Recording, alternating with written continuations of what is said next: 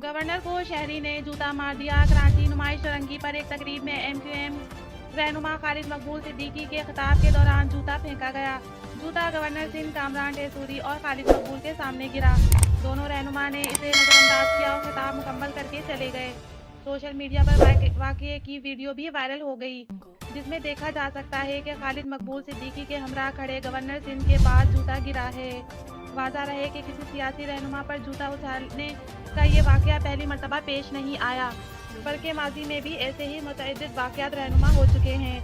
2018 में पाकिस्तान के साबिक़ वज़ीर आज़म मियां मोहम्मद नवाज शरीफ पर तकरीब के दौरान जूते से हमला किया गया।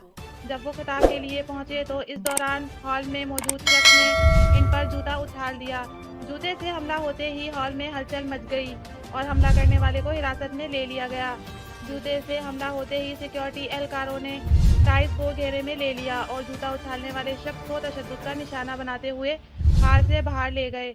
लाहौर में 4 मार्च 2017 को अवामी मुस्लिम लीग के सरबराह शेख रशीद अहमद को रेलवे स्टेशन पर नामालूम शख्स ने जूता दे मारा था। वज़ीर आज़म पंजाब शहबाज शरीफ पर एक सहाफ़ी ने जूता उछाल दिया था। सहाफ़ी का हदफ शहबाज शरीफ से खुशकिस्मती से उछाले जाने वाला जूता स्टेज के करीब गिर गया, जहां वज़ीर आज़म विराजमान थे, ताहम वज़ीर आला महफूज रहे।